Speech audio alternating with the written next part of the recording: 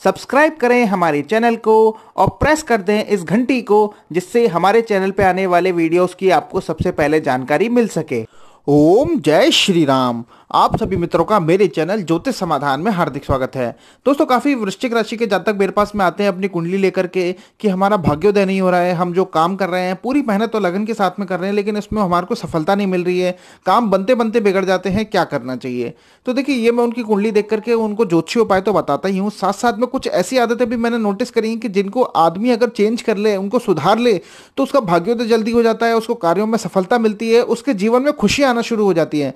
देखिए, कोई नींबू मिर्ची वाले टोटकों की बात नहीं कर रहा, बहुत मैनर्स की बात कर रहा हूं। अगर आप इनको कर लेंगे तो आपको बहुत लाभ मिलेगा। सबसे पहले तो मैंने ये देखा है कि जो कुछ लोग है ना, नहाने के बाद में ना बाथरूम को ऐसा गंदा ही छोड़ देते हैं। ज्योतिष के हिसाब से बाथरूम को राहु कहा गया है, और उसके अंदर जो साफ पानी है, जो बाथरूम के जो नल से जो पानी आता है, उसको चंद्रमा कहा गया है। जब बाथरूम में गंदा पानी पड़ा रहता है तो आपका चंद्रमा खराब होता है और राहु बलवान होता है, क्योंकि बाथरूम में गंदगी है। चंद्रमा जो है वो मन को भी बोला गया है, तो खराब मन के कारण और राहु के बलवान होने के कारण आपके जो भाग्योदय है उसमें बहुत बड़ी अड़चनें आती हैं, जिसको कि अगर आप साफ करके रखेंगे बाथरूम को तो वो सारी समस्या वहीं की वहीं खत्म हो जाएंगी। कई लोगों को नहीं पता है और वो ऐसे करते ही चले आ रहे हैं और अपनी जीवन में परेशानियों को झेलते ही चले आ रहे हैं। आप करके देखिए, कोई नींबू मिर्ची वाला उपाय नहीं है, करके देखेंगे तो आपको जरूर लाभ मिलेगा।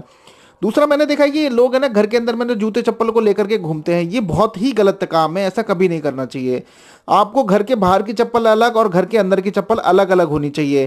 देखिए, रोड पर होता क्या है, बहुत सारी नेगेटिव एनर्जी रहती है, तरह तरह की ऊर्जाएं वहां पर रहती हैं, और गंदी ऊर्जा रहती है, धूल मिट्टी रहती है, बैक्टीरिया रहती है, वो सब आपके घर के अंदर आता है। आप आधे से ज्यादा समय अपने घर के अंदर बिताते हैं, घूमते हैं, तो वही धूल मिट्टी आपके शरीर में भी प्रवेश करती है। घर का माहौल गंदा हो जाने से आपके मन के ऊपर में भी उसका वैसा ही प्रभाव पड़ता है। और देखिए, स्वास्थ्य की दृष्टि से भी देखा जाए तो अगर मान लीजिए आपके घर में छोटे छोटे बच्चे हैं और वो फ्लोर का गिरा हुआ कुछ उठा के खा लेंगे, तो उनके स्वास्थ्य पर भी नेगेटिव इंपैक्ट डालेगा। कभी भी गंदी चप्पल या चप्पल लेकर के कभी भी किचन में नहीं जाना चाहिए। बाथरूम की चप्पल को अलग होनी चाहिए, किचन की अगर आप कपड़े की चप्पल बना के रखते हैं तो वो अलग होनी चाहिए, बिल्कुल अलग अलग करके रखिए। गेट के बाहर में जूते चप्पल जमाने की एक व्यवस्थित जगह होनी चाहिए, जहां पे आप इनको सबको सजा करके रख सकें। ऐसा कहा भी जाता है कि जैसे लक्ष्मी माता आती है और देखती है गेट पर ऐसे कितनी गंदगी है जूते चप्पलों की, वो वहीं से ही लौट के चली जाती है, ऐसा कहा जाता है। अगर जो लोग ऐसा करते हैं, व्यवस्थित करके रखते हैं, उनके काम में उनको बहुत अच्छी सफलता मिलेगी। बस उनको प्रयास अपने जारी रखने हैं।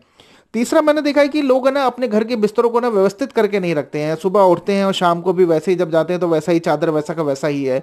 आप इसको चादर को एकदम साफ सुथरा करके रखिए, घर के रजाई गद्दों को एकदम घड़ी करके रखिए और बिस्तर को एकदम साफ करके रखिए। आप किसी दिन आप एकदम थके हुए आप आएंगे जब आप शाम को, और जब आप देखेंगे ना बिस्तर एकदम साफ सुथरा है, तो आपके मन के ऊपर में देखिए क्या प्रभाव पड़ता है। और उस जब प्रसन्नचित्त मन से अगर आप कुछ सोचेंगे और अगर आप कुछ काम करना चाहेंगे तो उसमें निश्चित निश्चय ही आपको सफलता अच्छी मिलेगी। इसका आपके मन के ऊपर में बहुत प्रभाव पड़ता है। चौथा, मैंने ये देखा है कि लोग है ना खाने पीने के बाद में ना जूठे बर्तनों को ऐसे ही वहीं का वहीं छोड़ देते हैं। ये बहुत ही खराब आदत है, ऐसा कभी नहीं करना चाहिए। जो लोग जो भी खाना खाते हैं उनको अपने बर्तन स्वयं लेकर के, जहां पे भी आपके बर्तन मसते हैं वहां ले जाके रखने चाहिए। किचन में वॉश बेसिन में रख करके आने चाहिए। किचन कभी भी आपका रात को गंदा नहीं छूटना चाहिए, कभी भी जूठे बर्तन रात को नहीं छोड़ने चाहिए, मांज करके ही रखना चाहिए। किचन एकदम साफ होना चाहिए। देखिए, किचन को हमें ना शनि कहते हैं, और जब आपका किचन गंदा रहता है तो आपका शनि खराब रहता है और आपका जो उसमें परिणाम मिलते हैं वो भी सब वैसे ही रहते हैं। जब आप ये सोचिए कि जब आपके कर्म ही खराब हैं, जो शनि जो कर्म के कारक है, तो आपके परिणाम अच्छे कैसे हो जाएंगे। तो आप करके देखिएगा, इससे आपको बहुत लाभ मिलेगा। पांचवा, मैंने ऐसा आजकल ये बहुत व्यापक समस्या बन गई है कि नारियों का सम्मान नहीं मिल पा रहा है। आप भले चाहे वो आपकी बेटी हो, बहन हो, बुआ हो, भाभी हो, पत्नी हो, माँ हो, सासू माँ हो, आपको सबका यथा उचित आपको सम्मान करना चाहिए। देखिए, एक सनातन धर्म में कहावत है कि यत्र नार्यस्तु पूज्यन्ते रमन्ते तत्र देवता। जहां नारियों की पूजा होती है, सम्मान होती है, वहां देवता वास करते हैं, देवता रमन करते हैं। और जहां ऐसा नहीं होता ना, तो वहां पर शनि महाराज की जब दशा आएगी, अंतरदशा आएगी, 7.5 चलेगी, जब कंटक शनि होगा, तब आपको पूरा फल मिलेगा, उसका नेगेटिव पूरा फल मिलेगा। अगर आप कोई नारी के सम्मान में किसी तरह की कोई कमी करते हैं, नारियों का अपमान करके रखते हैं। आप देखिए, आप अपने शरीर के बल को अगर आप नारी पर आजमाते हैं ना, तो भगवान के पास में बहुत बल है। भले चाहे भगवान दिखते नहीं है, लेकिन उनका जो लाठी पड़ती है ना भगवान की, तो आपके मुंह से आवाज नहीं आने देगा और पीड़ा तो पूरी जबरदस्त होगी। तो ये देखिए, काफी सारी दिक्कतें हैं। अगर हम ऐसी आदतें रखेंगे तो हमारे जीवन में दिक्कतें आएंगी और अगर हम इन आदतों को सुधार लेते हैं तो उसका हमारे को सब अच्छा परिणाम मिलेगा। हमारे जीवन में धन आएगा, व्यापार में वृद्धि होगी, नौकरी अच्छी चलेगी और जीवन में सुख आएगा, खुशहाली आएगी। और इसके अलावा हमारे को क्या चाहिए। तो करके देखिए, आप बताइएगा आपको क्या लाभ हुआ है। और भी कोई समस्या हो तो बताइएगा, समाधान करने की पूरी पूरी कोशिश की जाएगी। जय श्री राम।